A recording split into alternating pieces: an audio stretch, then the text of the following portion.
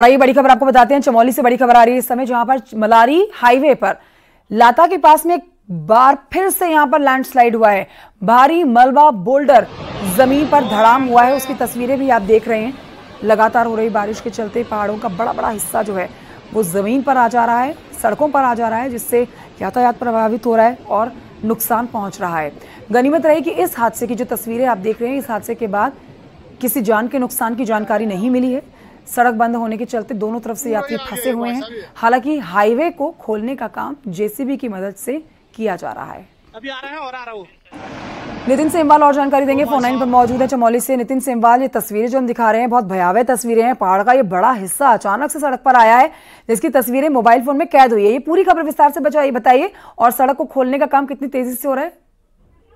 जी, अगर बात करें तो मलारी राष्ट्रीय राजमार्ग लाता के पास पिछले 28 से 29 घंटों से बंद है, और वहीं पर ये बड़ा लैंडस्लाइड हुआ है। पूरा पहाड़ का आधा हिस्सा टूटकर सड़क पर आ गया है, जिससे सड़क भी क्षतिग्रस्त हुई है, और पहाड़ से जो मलबा था वो दुगना अब सड़क पर गिर चुका है। यानी कि मार्ग खोलने में अब जो मशीनें वहां पे लगाई गई थी उन्हें और वहां पे काम करने की आवश्यकता पड़ेगी, और मशीनें वहां पे लगानी पड़ेगी, क्योंकि पहाड़ से बड़े बड़े बोल्डर नीचे गिरकर आए। तो कहीं ना कहीं जो मलबा है वो बहुत ज्यादा सड़क पर आ गया है, और बताया जा रहा है कि अगले 12 से 14 घंटों के बाद मार्ग को सुचारू किया जा सकता है, और वहां पे जो मशीनें हैं उसको बढ़ाने की भी बात की जा रही है। लेकिन फिलहाल अभी मार्ग खोलने की कोई संभावना नहीं है, जिसकी वजह से 1 दर्जन से जो अधिक गाँव वहां पे नीति घाटी के, उनका संपर्क जिला मुख्यालय और तहसील मुख्यालय से फिलहाल कट चुका है। जी, शुक्रिया आपका नितिन सेमवाल जानकारी के लिए।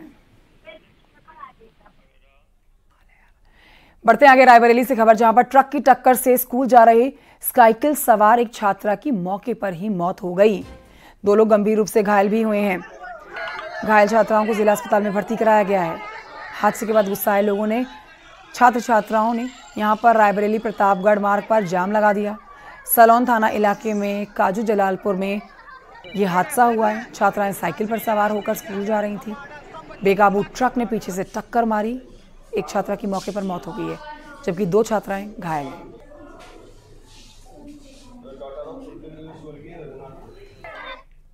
मथुरा से खबर, जहां पर बुर्का पहनी महिला की हरकत हैरान कर रही है, दहशत में डाल रही है इलाके में लोगों को। ये देखिए तस्वीरें आपकी जो सोशल मीडिया पर वायरल हो रखी है। ये महिला बुर्का पहने मोहल्ले में मकानों के दरवाजों को बंद करके चली जाती है। इलाके के लोग अनजान महिला के इस वीडियो से डरे हुए हैं, और थाना गोविंदनगर इलाके में पुलिस इस मामले की छानबीन करे, ऐसी मांग कर रहे हैं।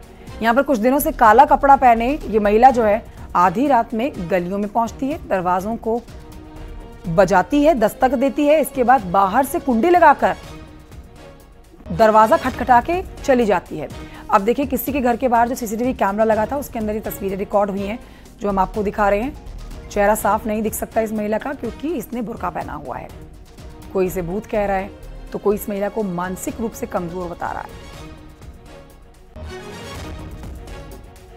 वीडियो वायरल होना मैंने भी देखा है। एक महिला बुर्का पहन के और इधर नानदास की तरफ से आई थी, बता रही हैं, उसमें दिख भी रहा है वीडियो में साफ। और कुछ ताका झांकी घर की भी उन्होंने करी है, उन्हें कुछ दिखा नहीं, कोई देखा भी हो तो मालूम नहीं, पर गेटों की कुंडी लगाई जा रही है। मुझे ऐसा महसूस हो रहा है कुछ असामाजिक तत्व। ऐसा देखा गया है कि रात को 4 बजे के आसपास में कुछ एक लेडीज आई है, हो सकता है वो किसी चोर गैंग के साथ में मिली जुली हुई हो, और उसको भेजा है, और वो नारायणदास स्कूल की साइड से आई है। उसने क्या किया है कि पहले इस मोहल्ले रखा था, उसने बुर्का पहन रखा था और एक बैग था उसके हाथ में, जो वीडियो में दिखा है। और आइए बढ़ते हैं आगे, प्रयागराज की खबर आपको बता रहे हैं, जहां पर एक शख्स को थाने में शिकायत दर्ज करवाना भारी पड़ गया। देखिए दबंगों ने ना थाने में शिकायत दर्ज कराने के बाद उसके मकान को जेसीबी से ढहा दिया, घर का सारा सामान भी उठा लिया। भूरपुर थाना क्षेत्र के चकपुरे कला गांव की यह घटना है। मकान का विवाद कोर्ट में था। कारोबारी रईस चंद्र शुक्ला समेत कई अन्य के खिलाफ केस दर्ज कराया गया है। कारोबारी बीजेपी से जुड़ा हुआ नेता बताया जा रहा है।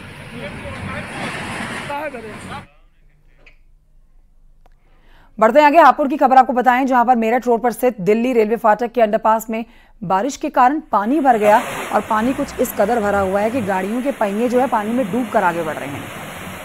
आने जाने वाली गाड़ियों की तस्वीरें आप देख सकते हैं, चाहे बाइक हो, चाहे रिक्शा, चाहे कार, हर कोई इस सैलाब को पार करके ही आगे बढ़ रहा है। गाड़ियां हो, चाहे बाइक हो, चाहे ई रिक्शा हो, देखिए हर किसी के टायर जो है आपको गाड़ी पानी में डूबे हुए नजर आएंगे। पानी इस कदर भरा हुआ है, लोगों को काफी परेशानी हो रही है इस रास्ते को पार करने के लिए।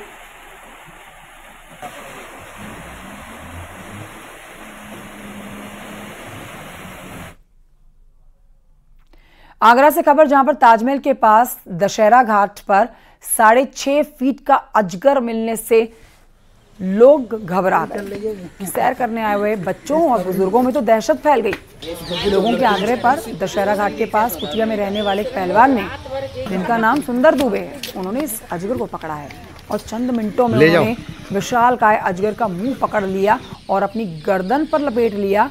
अजगर ने उसे दबाने की कोशिश की लेकिन दबा नहीं पाया। कुछ देर के बाद पहलवान ने अजगर को जंगल में छोड़ दिया। अब डरते हैं साहब, पर क्या करें, मजबूरी पकड़ी जाती है। बच्चों का डर लगता है किसी को खाना जाए। पड़ोस में जी निकला, रात को बताया लोगों ने, तो आए भागी भाई के सब पहलवान जी, एक सांप निकल आया है। अजगर देखा तो अजगर जी कितने फुट का है? पकड़ते ये करीब है 6.25 फुट का करीब है। तो इसको पकड़ा, बड़ी मुश्किल से कठिनाई से पकड़ के अब इसको छोड़ाएंगे उधर जंगल में तरफ। यहाँ से कम बच्चों पे से अपने से तो खुटका तो नहीं रहेगा इसका, डर ना लगे बच्चों को तो मार देगा हाल जी। तो इसलिए पकड़ के उसको पकड़ लिया, उधर छोड़ाएंगे जंगल में। नोएडा की खबर आपको बताएंगे, जहां पर बड़ी चोरी का सस्पेंस आज भी बना हुआ है। अगस्त 2020 में नोएडा के सिल्वर सिटी 2 सोसाइटी के फ्लैट नंबर 301 से 36 किलो सोना और 6 करोड़ से ज्यादा का कैश चोरी हुआ था। जून 2021 में 6 चोरों को पकड़ा गया, जिनमें 13 किलो सोना और 57 किलो कैश बरामद हुआ।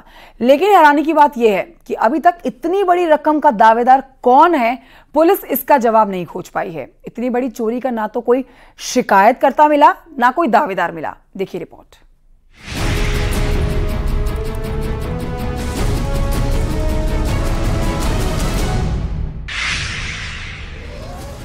नोएडा में हुई अब तक की सबसे बड़ी चोरी का मामला 36 किलो सोना और 6 करोड़ से अधिक के कैश का है। पुलिस ने इस केस में 13 किलो सोना और 57 लाख कैश भी बरामद कर लिया है, लेकिन इसका मालिक कौन है ये अभी तक पता नहीं चला है। पुलिस ने आरोपियों को जेल भी भेज दिया है। अगस्त 2020, तारीख तो याद होगी, तारीख याद भी होनी चाहिए। दरअसल में उत्तर प्रदेश के इतिहास में सबसे बड़ी चोरी को अंजाम दिया गया। चोरी ग्रेटर नोएडा के सिल्वर सिटी 2 में दी गई अंजाम, और इस समय हम ठीक उसी सोसाइटी के बाहर मौजूद हैं। आपको बता दें, अगस्त 2020 में ये चोरी हुई थी, जिसमें करीब 36 किलो सोना और 6 करोड़ रुपए कैश चोरी हुआ था। और अब इस पूरे प्रकरण में पुलिस ने 9 लोगों के खिलाफ चार्जशीट दायर कर दी है। पुलिस ने जांच के लिए आयकर विभाग और ईडी को भी पत्र लिखा था, लेकिन अभी भी पुलिस उलझी है कि सोने और कैश का मालिक कौन है। पुलिस का कहना है कि मामले की जांच जारी है। सिल्वर सिटी 2 सोसाइटी के फ्लैट नंबर 301 से 36 किलो सोना और 6 करोड़ कैश 10 महीने पहले चोरी हुआ था। पुलिस ने 11 जून 2021 को 6 आरोपियों को पकड़ा था। चोरी करने वाले आरोपी तो जेल जा चुके हैं, लेकिन माल किसका चोरी हुआ, इसका सुराग अभी तक पुलिस के हाथ नहीं लगा है। पुलिस टीम अभी भी जांच में जुटी हुई है। वहीं ईडी और इनकम टैक्स की टीमें भी इस मामले की जांच कर रही है। जिस फ्लैट से चोरी हुई उसमें रहने वाला किराएदार भी पुलिस के बुलावे पर सामने नहीं आ रहा है। सोने की इतनी बड़ी रकम को नोएडा पुलिस ने ट्रेजरी में जमा करा दिया है। नोएडा पुलिस ने 11 जून 2021 को चोरी करने वाले 6 आरोपियों को गिरफ्तार कर लिया था। इन आरोपियों का कहना था कि उन्होंने सिल्वर सिटी 2 सोसाइटी के 301 नंबर फ्लैट में चोरी की थी। इस चोरी में 10 आरोपी शामिल थे। अभी तक इन चोरों से पुलिस ने 13 किलो सोना और 57 लाख कैश बरामद किया है। चोरी का यह पहला ऐसा केस होगा जिसमें अभी तक किसी ने केस दर्ज नहीं कराया।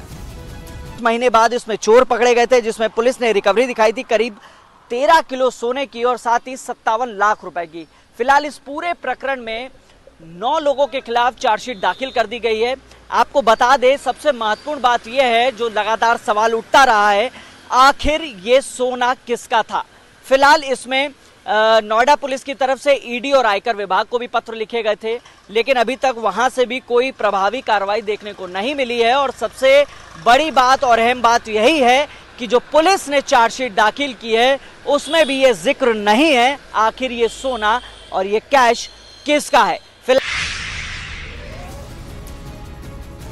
मामले के खुलासे के बाद नोएडा पुलिस ने इनकम टैक्स और ईडी को पत्र लिखा, लेकिन इन दोनों ही विभागों ने इस मामले के जांच में कोई ज्यादा दिलचस्पी नहीं दिखाई।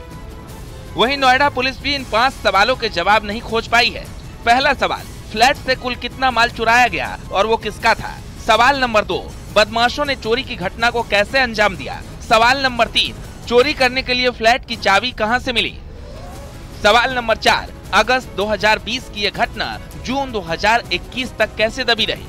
सवाल नंबर 5, राम मूर्ति और किसले पांडे पुलिस के बीच क्यों नहीं आए।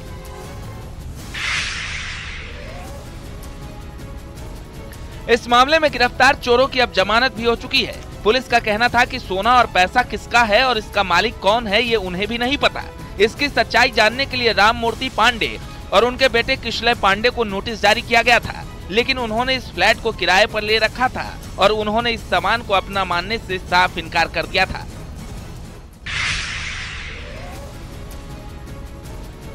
चोरी का ये केस जितना दिलचस्प है उतना ही चोरों का पकड़ा जाना।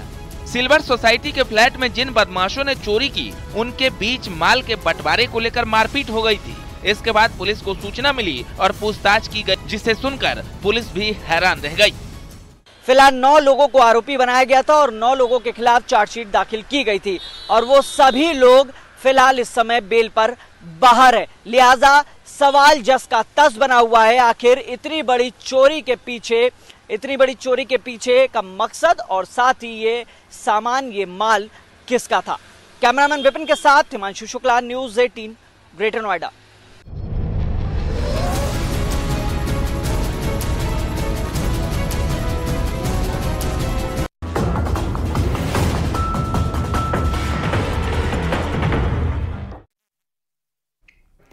लगता है कांड पर कांड करना एल्विश यादव की आदत बन गई है। तभी तो ईडी दफ्तर में पूछताछ के लिए लखनऊ पहुंचे एल्विश यादव ने मीडिया कर्मियों से बदसलूकी की।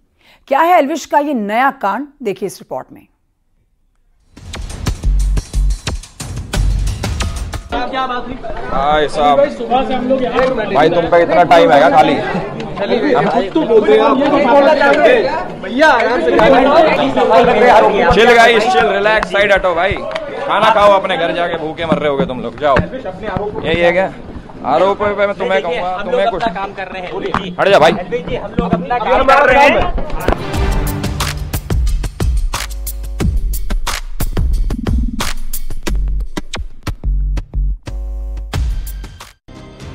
रस्सी जल गई पर ऐंठन नहीं गई, ये कहावत तो सुना ही होगा आपने। रेप पार्टी में नशे के लिए सांप का जहर सप्लाई करने के मामले में फंसे यूट्यूबर एल्विश यादव की कारस्तानी पर ये कहावत बिल्कुल ठीक बैठती है। एक बार फिर से सुनिए राव साहब को। क्या बात हुई? साहब सुबह से हम लोग भाई तुम पे इतना टाइम है खाली तो बोल रहे हैं भैया, chill guys, chill, relax, side हटो भाई, खाना खाओ, अपने घर जाके भूखे मर रहे होगे तुम लोग, जाओ। यही है क्या आरोप पे मैं तुम्हें कहूँगा, तुम्हें कुछ काम कर रहे हैं, हट जा भाई, हम लोग अपना काम कर रहे हैं। दरअसल एल्विश यादव से ईडी अधिकारियों ने करीब 8 घंटे तक पूछताछ की। आपको बता दें कि सोमवार को एल्विश यादव को ईडी लखनऊ ऑफिस में पूछताछ के लिए बुलाया गया था, लेकिन एल्विश ने बयान दर्ज करने के लिए 3 दिन का समय मांगा था। इसके बाद ईडी ने एल्विश यादव को 5 सितंबर तक का समय दिया था और जब पूछताछ के लिए एल्विश यादव का मीडिया से सामना हुआ तो रवैया देखने लायक था।